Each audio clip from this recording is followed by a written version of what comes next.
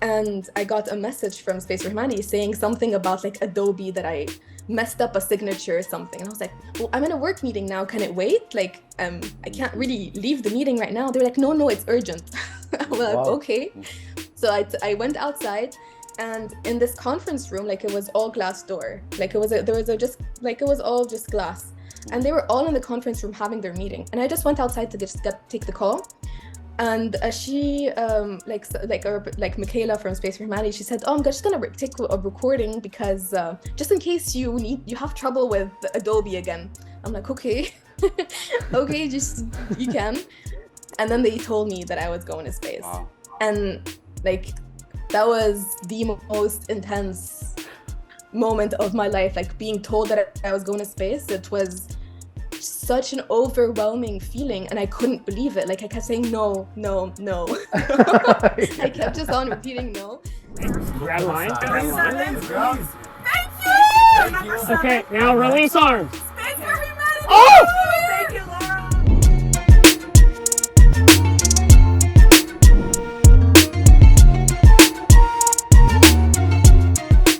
Welcome to a new episode of Community in Arabic with me, Anwar and Malek.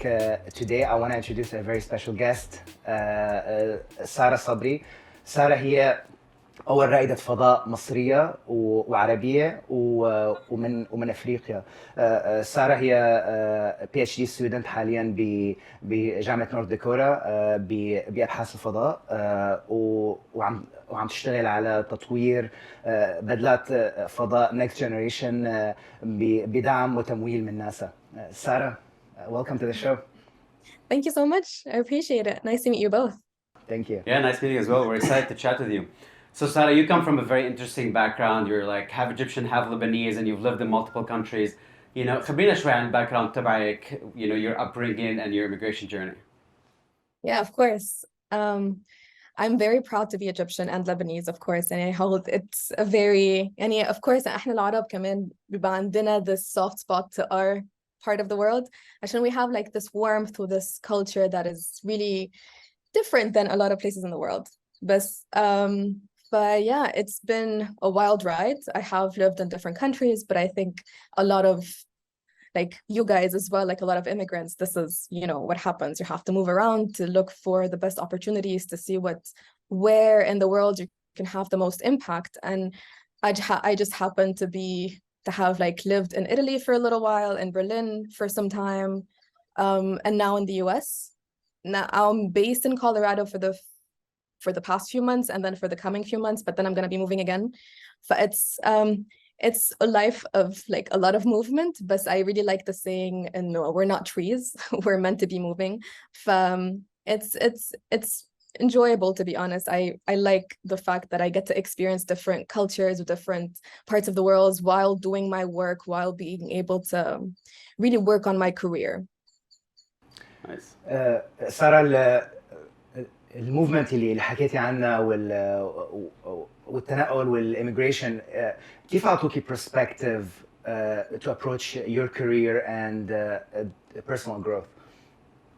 That's a good question. And when I was moving كنت على طول بدور على whatever was best in the moment for me. But I was always moving for a specific purpose. So I would never really move to a place without knowing what I was going to do. And then when it comes to my career, يعني, I used to really travel a lot before, and actually during, يعني, both. When I مثلا after I finished my bachelor's, I went traveling around Africa volunteering for 3 months. But there, everything was unstable, everything was uncertain. I didn't know where I was going to sleep مثلا the next day. It's very different now where, yes, I am moving around a lot because I have commitments with speaking engagements all over the world. I am still moving, but there's always like a specific purpose. But it's always geared toward my career. It's always for work. It's always for something that I need to be doing. I've always looked, يعني that's where, يعني when I first left Egypt, it was in 2017. It's only 5 years ago, coming on like only almost 6. When I first left, it was because of like an opportunity that I was looking for. I thought, no, Egypt cannot give me this right now. I thought, no, okay, maybe going to Italy, I'll be able to work on whatever I'm passionate about will maybe bring it back to Egypt one day. So it was always in my head حتى until now, and I still work abroad, but I still try to as much as I can to bring back opportunities to Egypt in our part of the world. So it's always trying to find any in between where I'm trying to find opportunities for myself by going abroad, but also bringing them back, because I have been in that situation where I didn't have those opportunities or this lack of accessibility. But I do always think about, there's always something that you can do. Where if you are in a position where you're able to do something, you have an obligation to do something about it. But that's why I always like try to bring it back. But it's a little bit all over, but yes, that's kind of like, that's my life. Wow. Looking back into, do you feel like you had a clear vision of where you're gonna end up, or was it just like, let's clinch the next opportunity and see where it takes me? And could you have told 5 years ago, and you're gonna be here today? No, 5 years ago, I would have never thought I would be I would have gone to space, that I would be an astronaut, or that I would be doing all of this. Honestly, 5 years ago, it was very, very different. And I thought I was gonna be, and I always really thought, I wanted to have an impact on the world. And that can be, this is my mission in life, this is my purpose. But what that was exactly wasn't very, and I wasn't really picky on what that would be. And I just wanted to know, and the one thing that I told myself since I was a kid was, I wanted to at least try to save one life in my life. Okay. So that was kind of like the thing that I grew up with.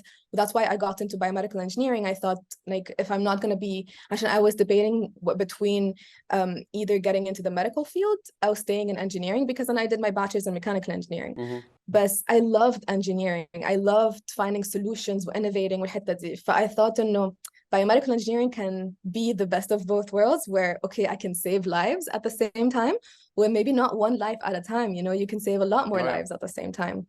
But that was why I went into biomedical engineering, because I wanted to apply the engineering side into the medical field and hopefully like fulfill my purpose in life.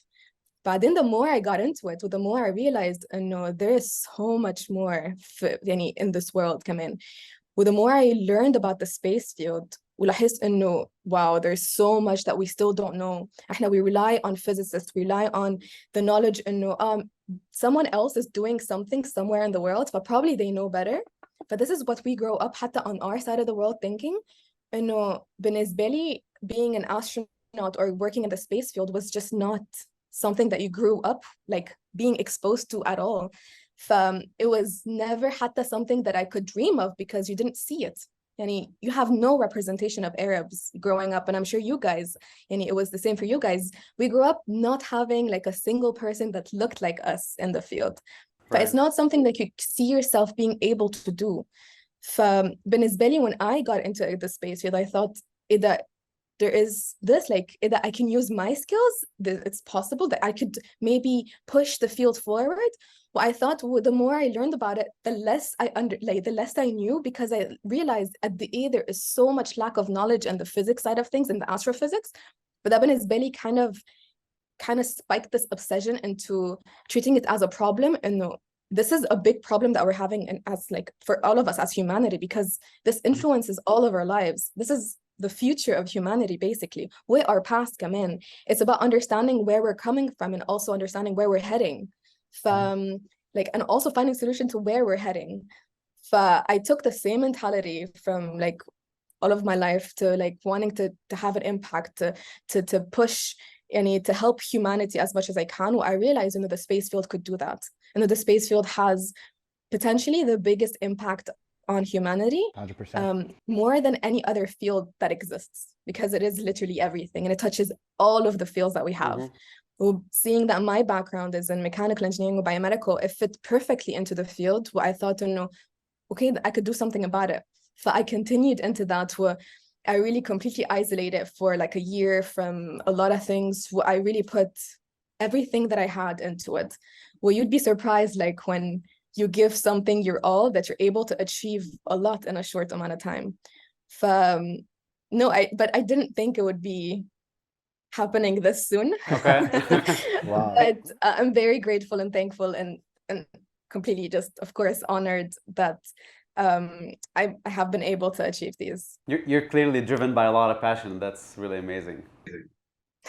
Thank you.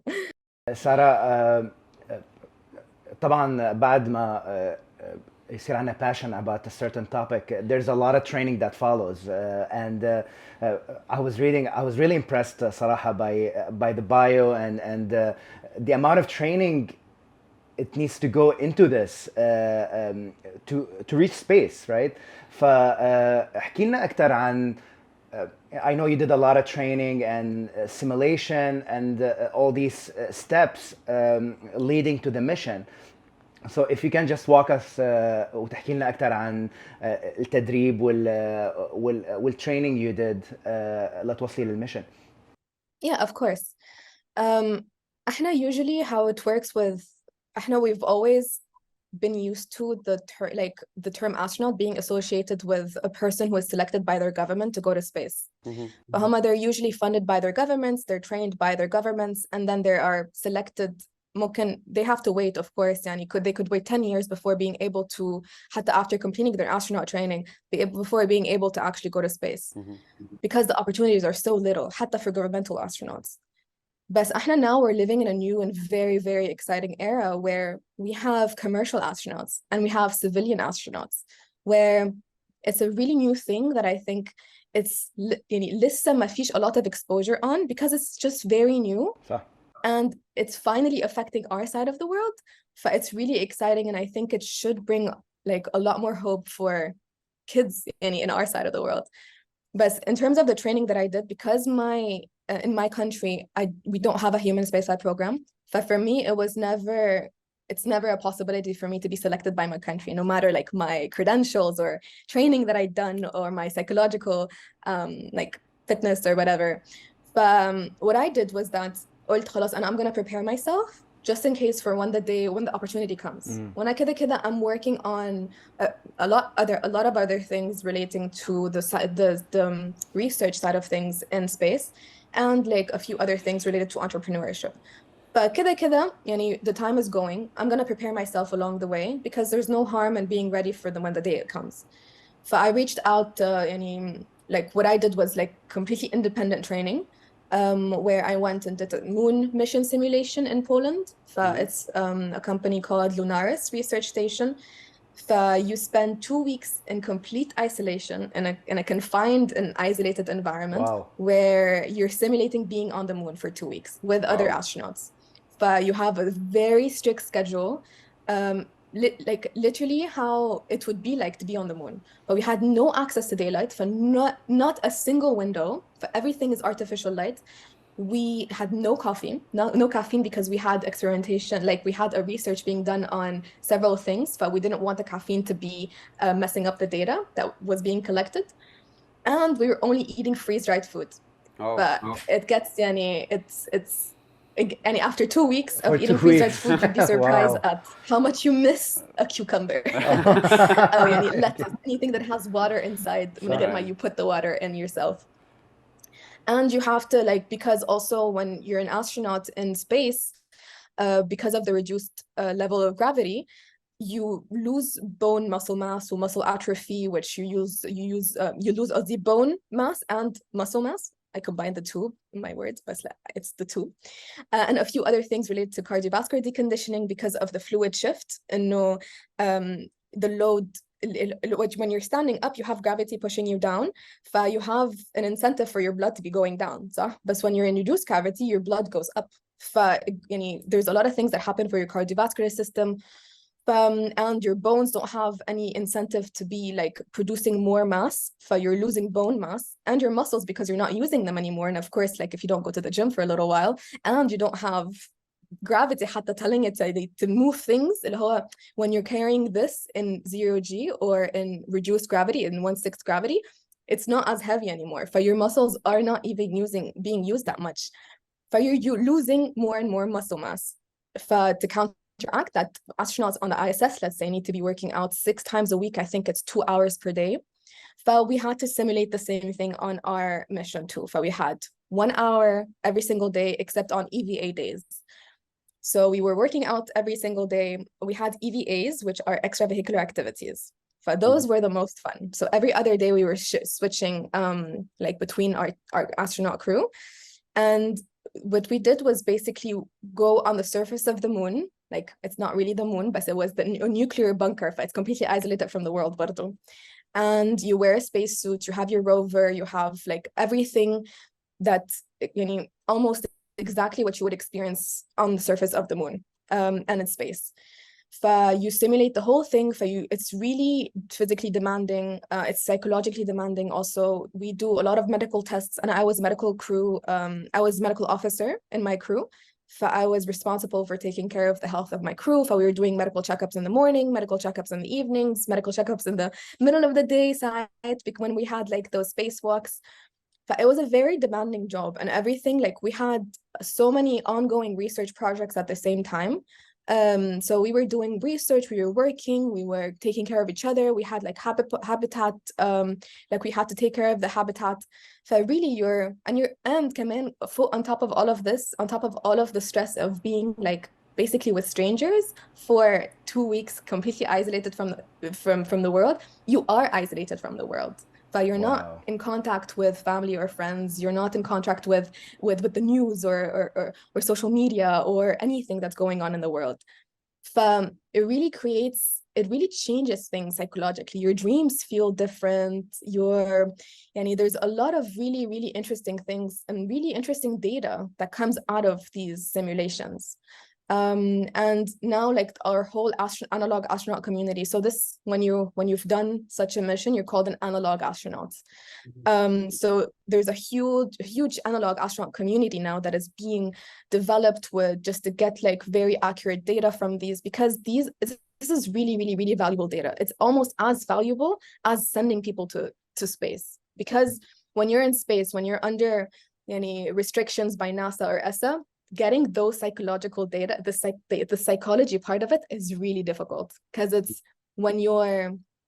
let's say when you're a NASA astronaut, when you go to space and you want to fill out like a psychology questionnaire, you're going to be very reluctant to actually share real stories, because you want to be able to go back to space, right? So if you're having any difficulties with it, usually NASA astronauts or ESA astronauts or any governmental astronaut, they're very like, of course, high achievers, highly competitive, and they're not gonna want anything to basically affect the chance of them going back again. From the data that we're getting from them is maybe we're not skewed able to get true data.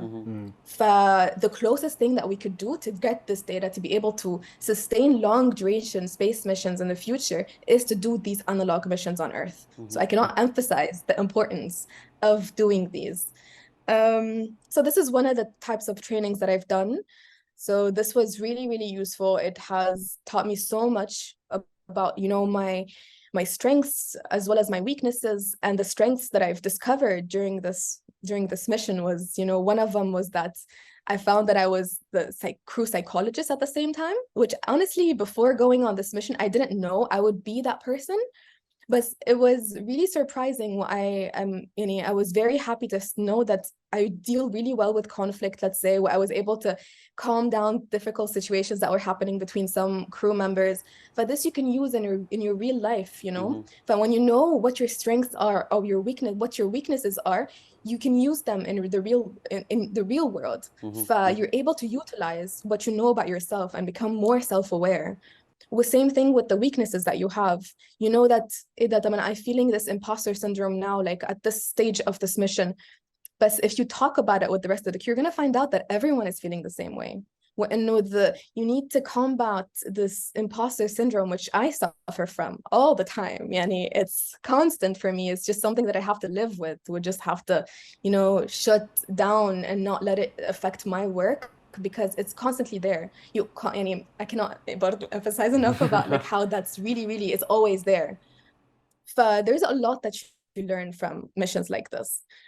وغير this analog mission, I did this astronaut training program, which is called Project Possum. So this qualifies you to do research in suborbital space. So suborbital is just when you exit when you exit Earth, basically, and you have not reached orbit yet. So you have not reached any the International Space Station level, distance maybe. That's high enough to be able to orbit, exit the Earth's gravity, basically. the perceived gravity عشان Okay. the correctness. There is still gravity, but it's not perceived. That's why we call it microgravity and not zero G. Just want to like get the correct okay. fact. Okay. But it's a small thing. I did this program that was really, really interesting as well. It gives you a broad like understanding of what you could do like in suborbital space, what type of research that could be done. We went on we did like an aerobatic flight. So basically you go on a really small airplane and you experience different Gs, so different gravity like levels on your body, where you try to practice different breathing techniques to combat that so that you don't pass out basically. But that's really interesting. And that's honestly some of them, not gonna lie, it's some of the most fun I've had in my life. When we did it, I reached -3 Gs, which is يعني the opposite كده. So when you're experiencing Gs كده, where I reached +8 Gs, which is a lot, يعني a lot. I was really close to passing out, to be honest. It was really close, but I just sustained it for a few seconds. But it's really, really interesting. It's a very important feeling to experience, like, because this is what fighter jets have to go through when you're a pilot and you have to go through like with high speeds on a jet and stuff, and you experience this on your body, and you need to be able to contract your core in a certain way to be able to breathe in a certain way. So because if you're piloting the plane, you can't pass out, like you can't afford it. And I got to, of course, pilot the airplane for like some time. That was really, really interesting. And with that, we also did a lot of spacesuit training. So we wore pressurized spacesuits. So you pressurize it. So basically, like we had to also understand, like you had to equalize. So I don't know if anyone, like if you guys have done scuba diving. So when you're equalizing, basically, if you go down, if you're scuba diving in the water, the pressure increases. So you need to be able to like equalize in your sinuses and in your system. عشان when you go down, the volume of air changes. عشان the pressure outside changes. But when you go back up again, it expands. It's the same concept برضو inside a spacesuit. But you need to get used to it. It's a strange feeling at first, and you're kind of like in a bubble, in like a balloon on it actually. So you understand how difficult it is to pick up مثلا a bottle, or to, if you're in the spacesuit, because also there are spacesuits that are meant to be worn inside the spaceship. So it's called an intravehicular activity spacesuit. So we trained with that at this facility. And you had to basically, like, we were in a simulator for Spaceship 2, where we simulated the whole trip of like going to space. Like we had to take certain images, you had to like press certain buttons in a certain order. You had to like make sure where we were, okay, all while wearing the spacesuit. That adds to the difficulty because you don't have the mobility. You have also like this strange environment that you're in, where the pressure is different, you know, and you can increase you're in a highly pressurized spacesuit. So that was really interesting to experience as well, because this is what my PhD is on too. Because my work is on this, it's really important for me to be able to experience the user side, for me to be engineering the best that I can do. عشان I think it's really, really important to be on both sides, to experience it physically, and to know like that you're designing something that you could potentially use yourself. If you want it, it's really important to have this relationship, that to always know like the user side of things. And we did a bunch of other stuff, of course. Oh yes, please. Sara, question. The training بالسpace suit, you spend days or hours in that؟ لأنه while you're talking هلا يعني فكرت كتير مثلا عن how to eat, the acid reflux, how to keep the food down, all these kind of stuff. No, so we spent minutes in the spacesuits. Okay, got so it. You can spend hours inside the spacesuit. So when you're on the ISS, let's say, like some astronauts spend maybe 8 hours in a spacesuit. Sometimes they do have like little like liquids to drink, okay? Yes. But you don't really eat or do much work. Oh my God. Sometimes astronauts can wear diapers as well in a spacesuit if you're like in a really, really long EVA. So there is like, it's not the best situation, but it's what you have to do. Like when you're Yes, right. when you're in a spacesuit and you have to do your work basically, because it's also a very dangerous environment when you're in deep, like in outer space. Like it wants to kill you when you're in the vacuum. It just wants to kill Of you. course. But you're not gonna be really thinking much about like eating and Just surviving. and like Nice. yeah. So Sarah, fast forward to your New Shepard mission, which is a suborbital mission operated by Blue Origin. How did the opportunity come about? When did you first hear about it, and how is like the selection process for it? So I heard about it, I think a few days before the deadline. Oh, So it was something that I applied to that, you just apply to things and you don't really expect much out of them. But you say like I have nothing to lose. But that's what I did. And I just found this like post about Space for Humanity where I thought, oh, that they're a nonprofit. I looked them up. They want to send more people to space to experience this overview effect and then bring this like new perspective back on Earth. But they select people based on their leadership experience and potential for global impact, and then send them to space. But they don't tell you what they're gonna send you to space on. They don't like, because they partner with different providers. But it's really just to be able to, the whole point is to see Earth from space. There was a lot of applicants, of course, and I had no doubts there would be thousands and thousands and thousands of applicants. But I thought, okay, I'm just gonna apply to it. And in July, it was really crazy actually. Like I was in Egypt, strangely. And I have a really funny story here, like about this whole thing. So I was in Egypt for a few events that I was working on with the Egyptian Space Agency, and the International Moon Day was coming. So there was like a huge thing coming up in Egypt as well. And I had invited SpaceX astronaut Dr. Sian Proctor. If you don't know who she is, like there's a really, really good Netflix documentary called The Countdown, I believe. So I think you should really watch it. So she's a good friend of mine as well. So I invited her to Egypt, her and Christina Korp. So Christina used to be Buzz Aldrin's manager for 10 years. He's the second man to be walking on the moon with Neil Armstrong. So they were both in Egypt with me. We had a lot of work and events, and like we had so much going on. And then one night at 1 a.m., I get an email saying you're a finalist. And I was like, and then, you see this message and I'm like, no, what is this? Is this spam? Like, I don't know what this is. So I kind of like left it on the side and I went back to sleep because I was like probably nothing.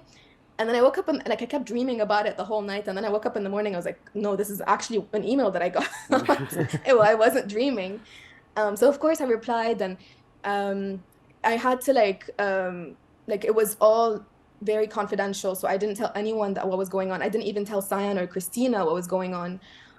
So I had to go through a few days of interviews, of panel interviews, more interviews. Like it was like a tough selection process. So I kept passing like each selection, and I was okay, like reaching the end.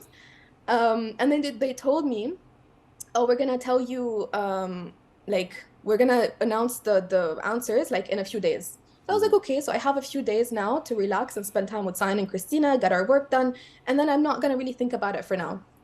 And then like one day on International Moon Day, which is the anniversary of the moon landing.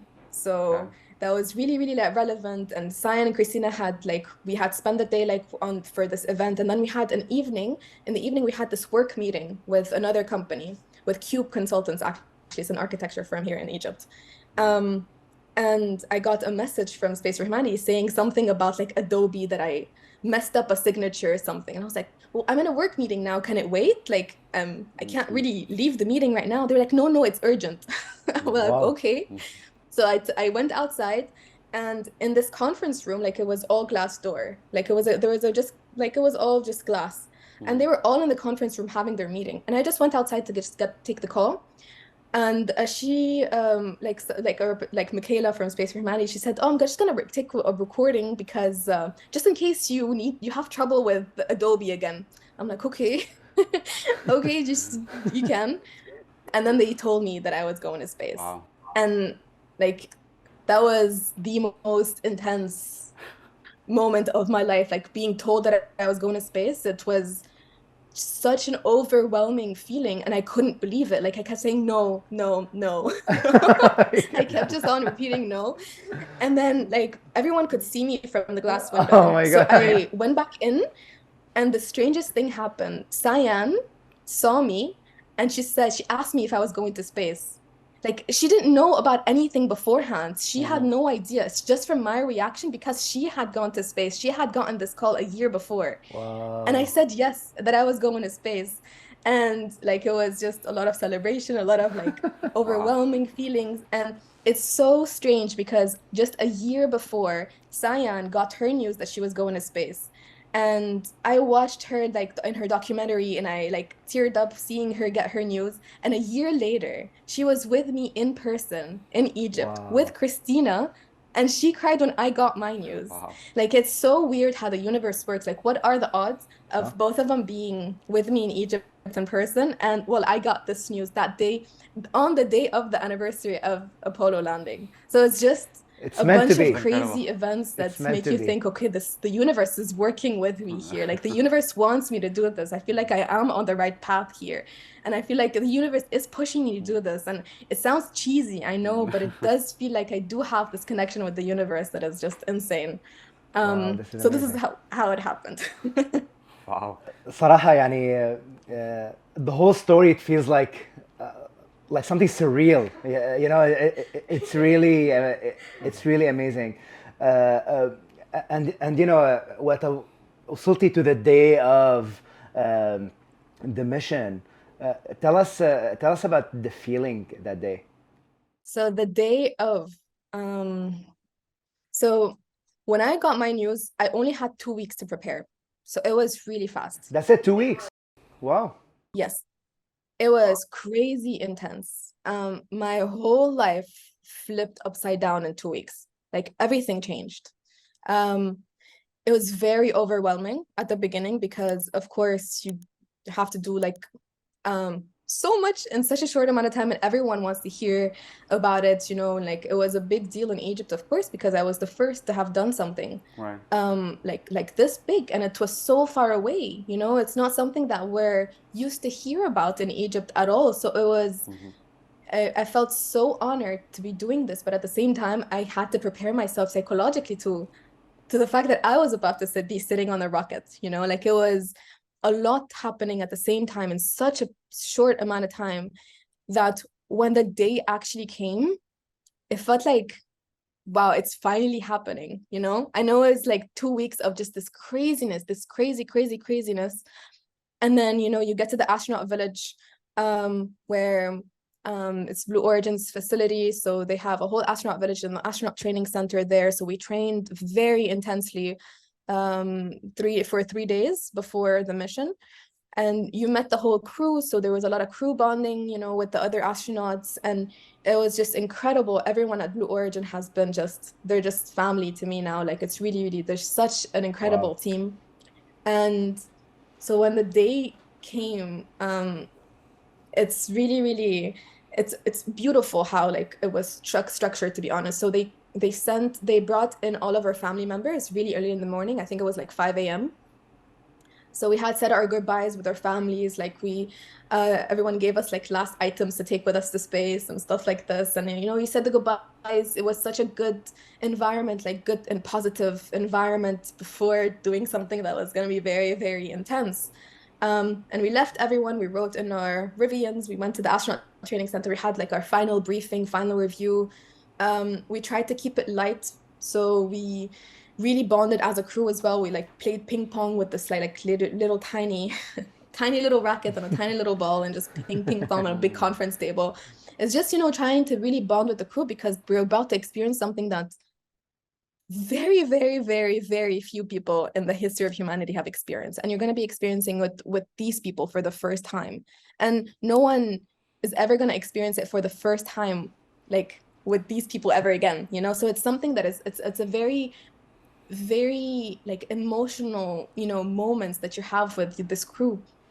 And then you get ready, you wear your suit, you wear your flight suit, you have your final like a bathroom warning, of course, because well, once you're on a rocket, like Of it's done. course. You can't go back. So we get that done. we ride in our Rivians, and we have like all of our family and friends again, like with the bells, just kind of saying their goodbyes on our way to the rockets. And it was early in the morning, and I could see like the sun was rising, but like it was already up, but it wasn't like fully up there yet.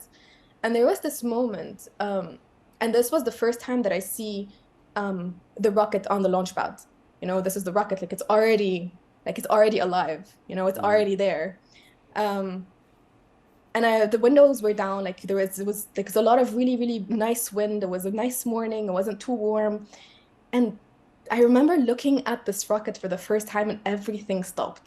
Like honestly, time stopped, nothing else existed. And I couldn't believe that I was looking at this rocket and I was thinking, I'm about to be sitting on this rocket and launching to space. And it was just this crazy moment that I will never forget in my life. It was one of the most significant moments of my life, you know, looking at it in this time. And I will always remember this feeling of like the happiest I have ever felt and the most excited that I have ever felt in my life. Because you're about to do something that you've dreamed of, that you've worked so hard for, and that you've been always told where that would never happen to you, you know, and you're also doing this.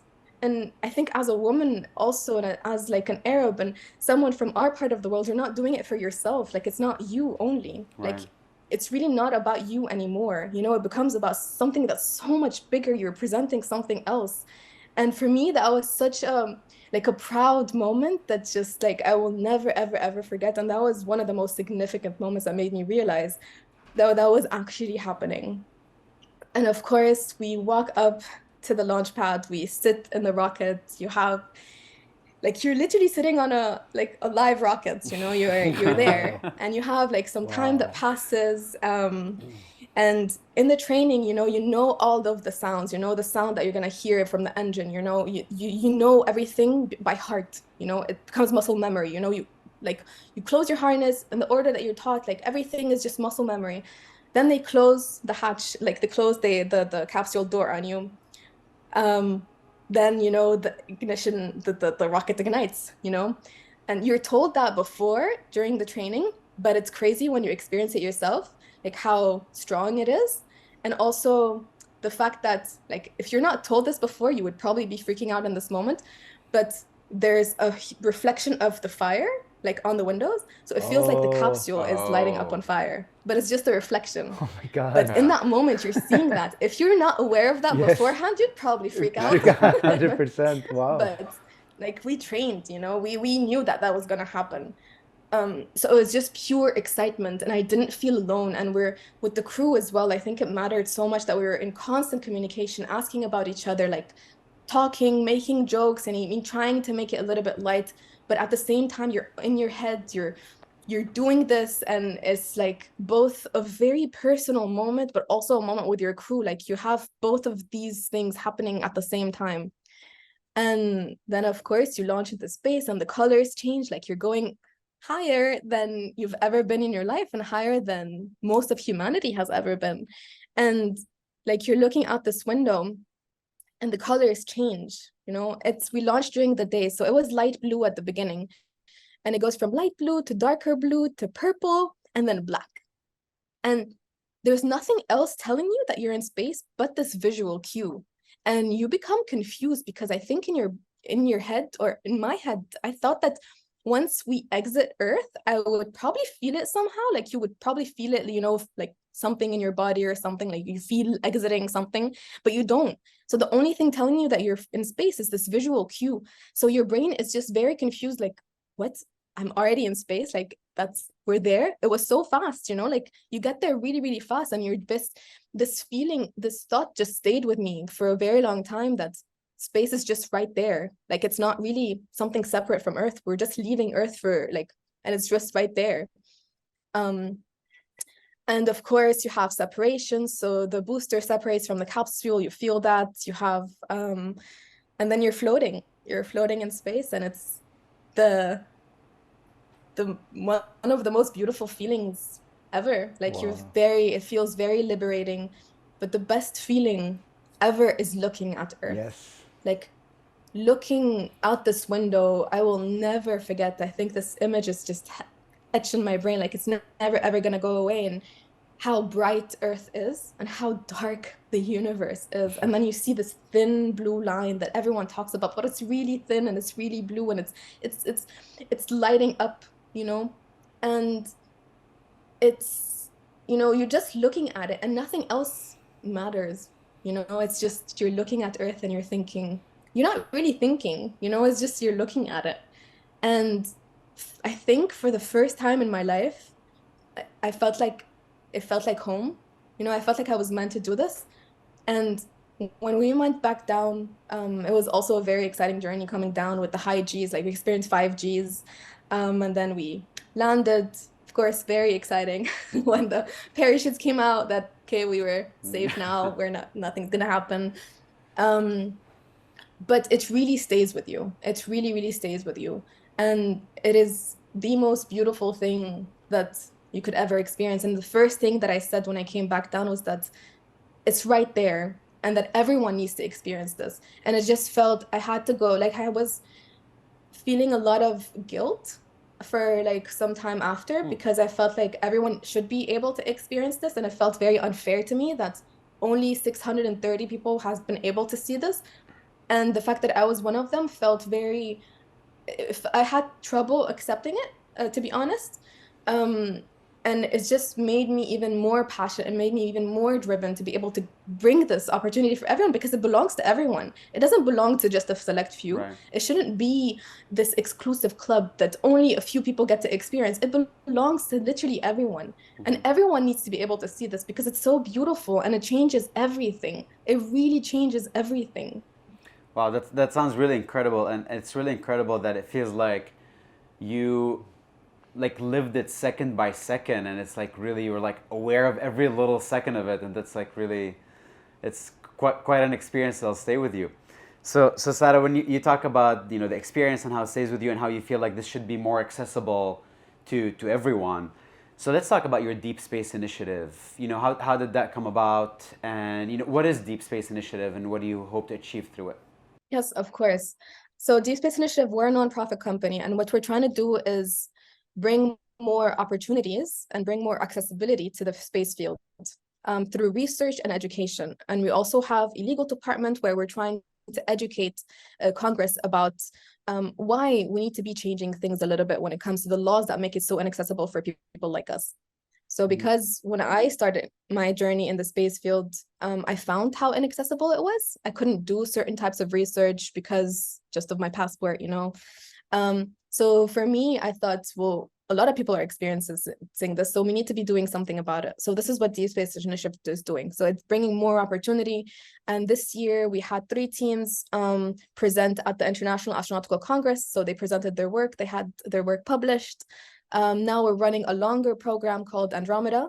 It's a 1-year-long program where we provide researchers with an advisor and a supervisor, so an expert in the field, so they could be from NASA or ESA or just an expert in the field in general, and a supervisor who's really has experience in research and in technical writing. So you get both of this to be able to really do research that enables deep space exploration. So our mission is to connect people to be able to do this and not have restrictions on who can do this, but also at the same time our mission is to enable deep space exploration. So we want to be solving some of the biggest problems that exist in deep space by bringing people with different perspectives and not having this restriction on people.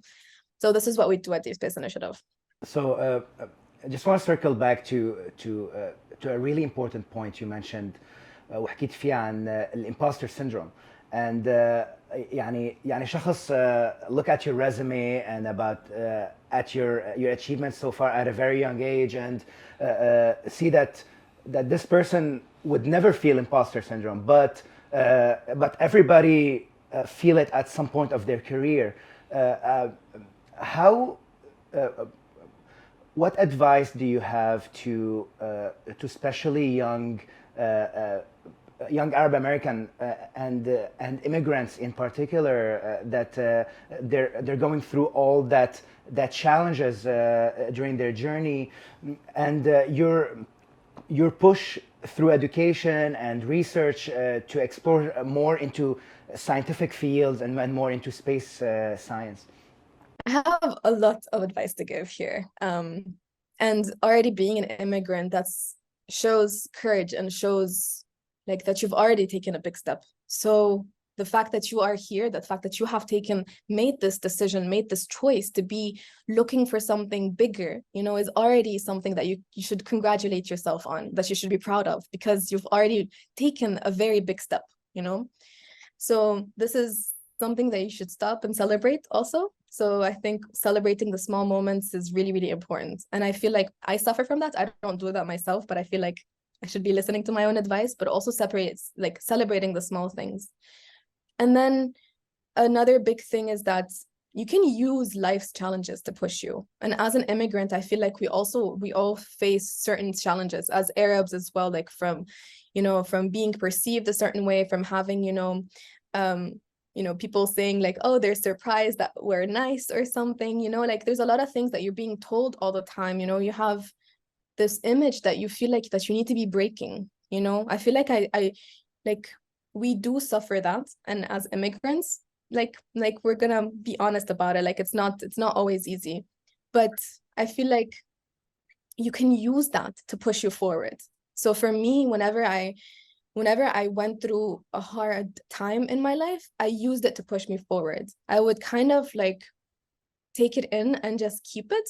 And because you have all of this energy inside of you, or this anger, or this, feel like the sense of unfulfillment that you're not doing what you're put on this earth to be doing. When you have this feeling, when you have this energy inside of you, you can use it to push you forward. You can really use it to motivate you, to have more discipline, to really be able to push yourself.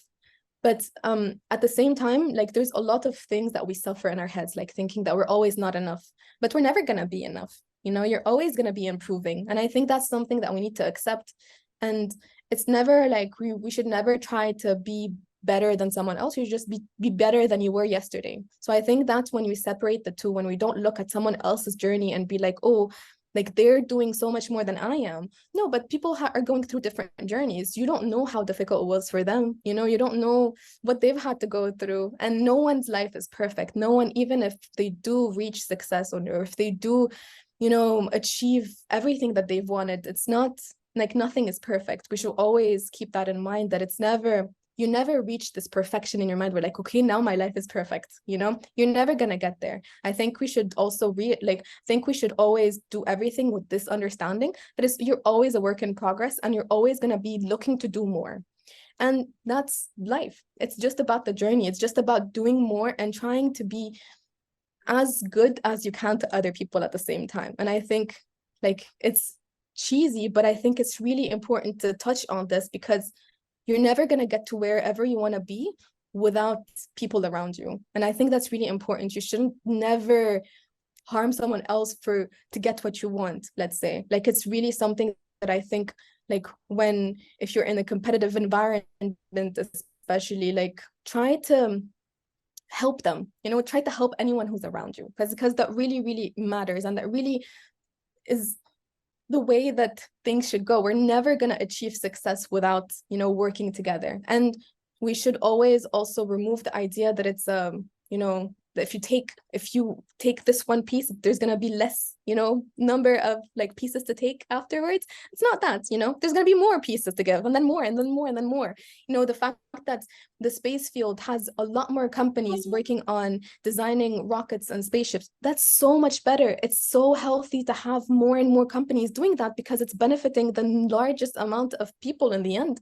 It's going to bring down the prices. It's going to bring accessibility up. So there's always this idea that we need to break a little bit, that like we're all in this together. Like it's really all of us pushing together. And when it comes to imposter syndrome, it's always going to be there. When I was told that I was going to space, it was really, really challenging for me to accept that I was chosen, because you always think that you don't deserve it. You always think that maybe someone else deserves it more than you. And I think I have not said this publicly, actually, but I will say it. I almost gave up my spot to a friend of mine because I knew that she was in the running. Wow. Because I don't because I thought that she would be deserving of this too. And I didn't want to be like taking away something from someone else. But then one of my best friends, he insisted and told me like, it's not up to you. It's not your decision. It's their decision in the end. You don't like, you should not make this decision like in their behalf. Like it's not really how it works. So I was like, okay, so that removed a lot of the pressure on me. And I thought, whatever happens, happens. I'm just going to be completely myself, completely honest with my motivations, completely honest with everything. And that, you know, well, it happens that they selected me, but it was because of how honest I was. So I think that brings up the next part of like honesty. Like do everything with integrity and honesty, because that will get you so much farther than not, you know? And everything that I do, I try to be as direct as possible. Like I think being abstract and indirect or hiding this and hiding that, of course, in business, you have to be strategic with the information that you share. That's completely understandable. But there is a fine line that maybe sometimes you shouldn't be crossing, you know? And whenever you are in this position where you think, oh, maybe should I be crossing or should I not? Just the fact that you are thinking that you know what you should be doing. So that's an advice for people who are in like business or politics, because now I am getting involved in politics, which is a whole other thing for me. You know, it's a whole other world. Like I'm used to like academia, and then in business as well. Like it's a whole different language to use in both. And now I'm using like this whole third language in politics, which is The whole world. Different. no comment there, world. but it's a whole other thing.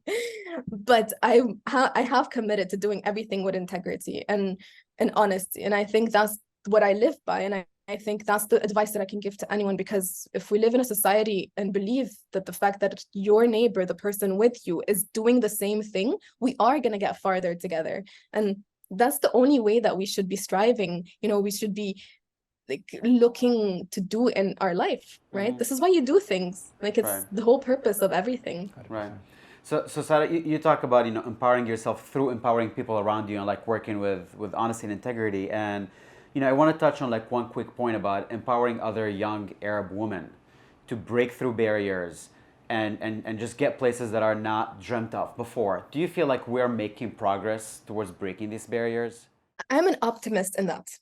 Like, I think we are, to be honest. I think the more representation we have, the more it's going to happen.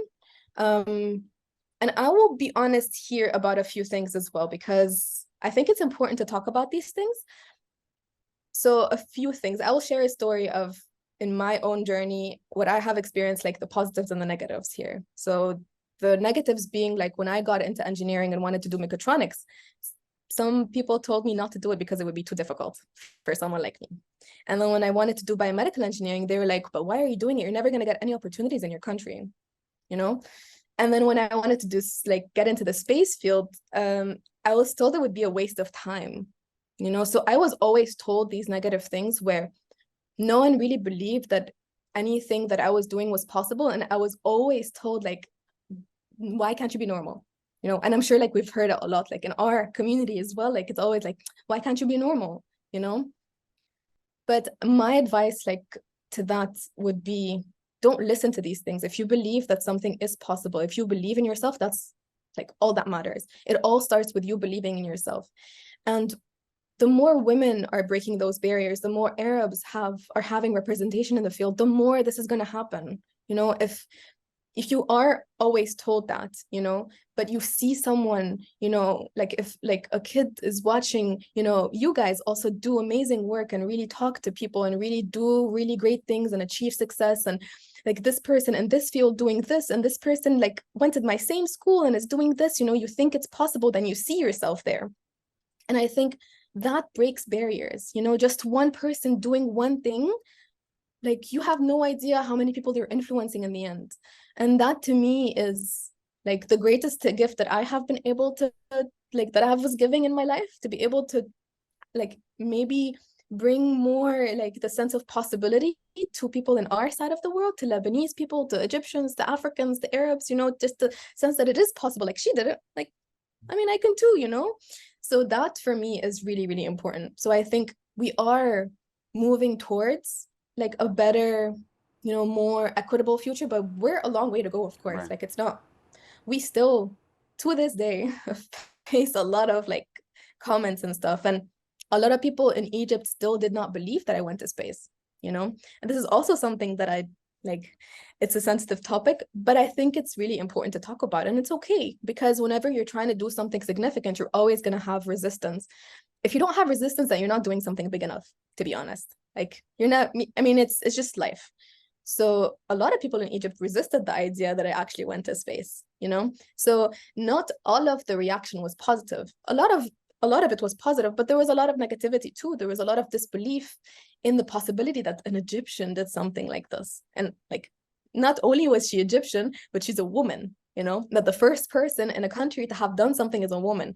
So for a lot of people in Egypt, especially like, I think older generations, or like, I'm not completely sure, but there was a lot of reluctance to like the belief that it happened. So we are on our way, I believe. There is more and more representation that is helping with breaking those barriers. We do still need to work on the like spread of misinformation that is constantly happening, that I have suffered from, like people spreading misinformation about me. But I never try to defend myself. I never try to like it's okay.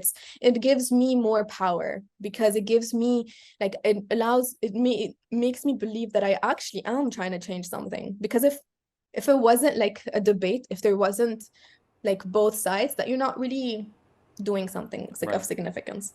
And it's normal to always have two opinions on a topic, right? And it's okay, like the correct information is out there, you know? So it's completely okay.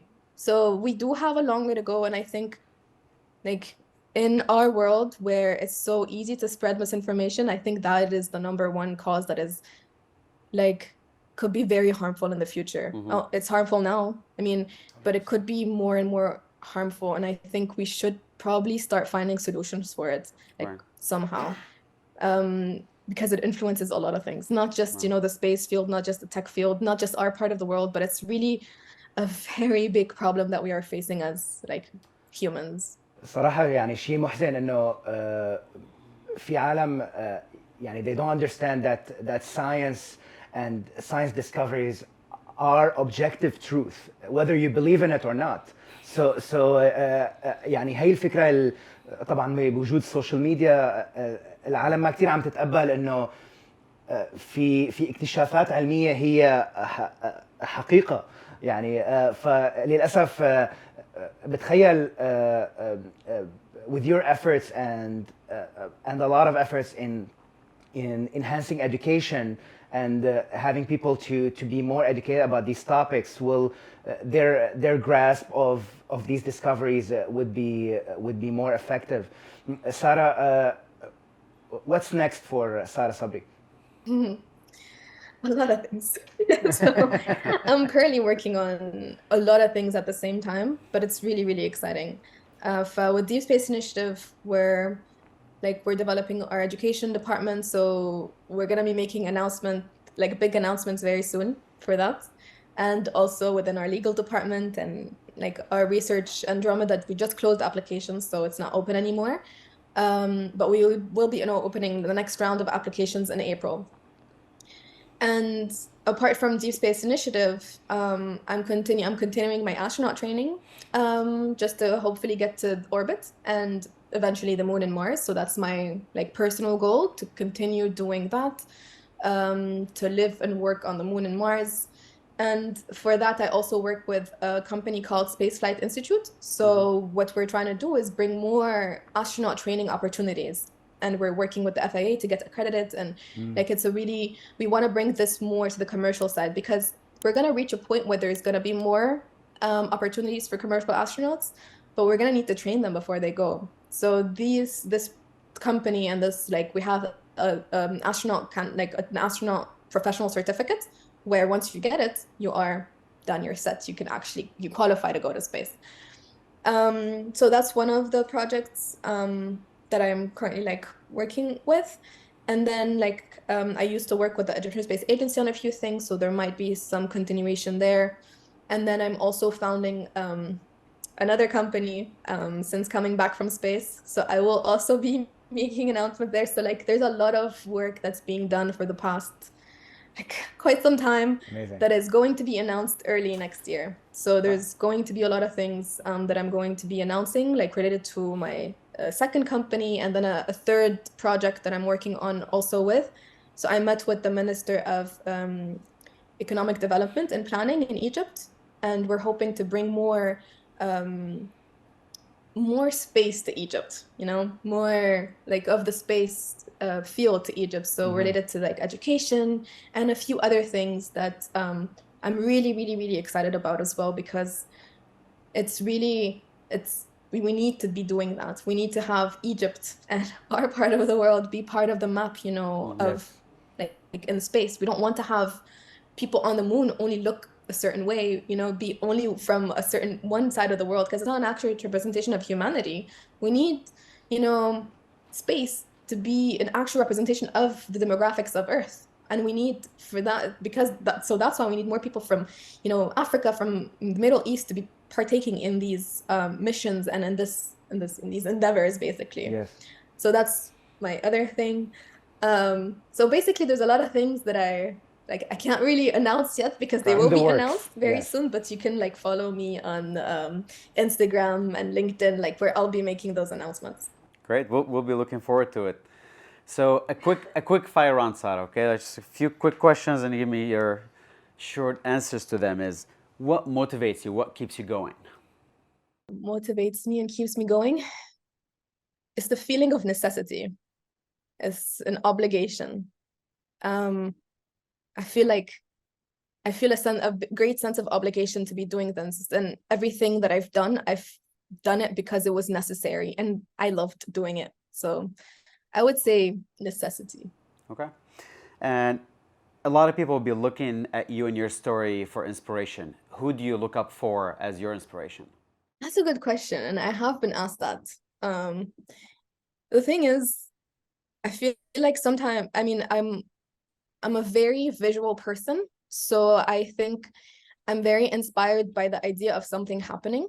So I kind of try to manifest certain things where I try to think, okay, this is possible. Like I try to plan it. I know, like, okay, if this is done, then this is this, this is this. I'm a very big like problem solution type of person. So there's a problem, it needs to be solved. Like I'll do it. Like it's necessary, I'll do it, and I do it. So I just visualize a lot. And I think when I'm in situations where it's difficult or like it's challenging, because of course, like along the way, it's always that way, I visualize things a lot. Like I always try to think about like the problem that I'm trying to solve here. Like, why am I doing what I'm doing? And that inspires me. And of course, like Elon Musk has inspired me, like his work ethic, his drive, of course, has like pushed me a lot. Stephen Hawking has like changed my whole perspective on everything. It's the reason why I got into the space field. It was because of Stephen Hawking. So Stephen Hawking and Elon Musk and visualization inspire me. Amazing. Great. And lastly, what is the scariest moment of your career so far? Scariest moment. There's been a lot of those.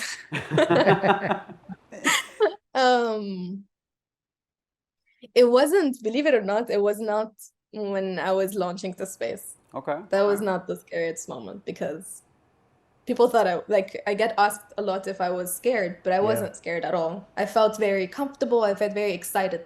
So I wasn't scared of that.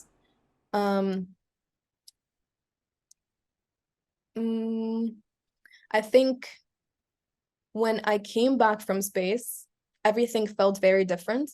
And it wasn't so much fear, it was just this weird feeling that I was like, my understanding of everything changed. So like here we're touching on like the overview effect, how like your perspective changes and everything is different.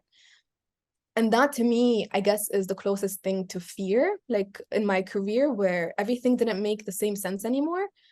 And it felt like I was like almost taken away from where I was meant to be. Like I felt this new connection with the universe. And I think that was like a scary period where everything was different. Like everything was completely different. Everything was made different sense. You know, my perspective on everything changed. My relationships with people, with everything changed. So that was a very like weird period. And if you ask any astronaut, anyone who's been to space, like they do go through this period of like everything being weird, you know?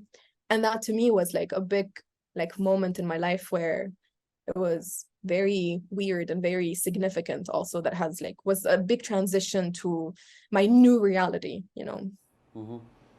Okay. Sara, thank you so much of everything you did and everything you will do in this field. صراحة يعني نحن every Arab and Arab American will look up to what you did and get inspiration and motivation from you.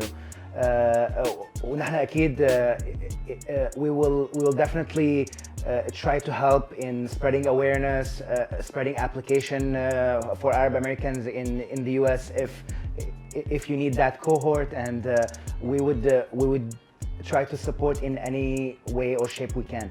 So thank you so much, and it was an amazing interview. Thank you.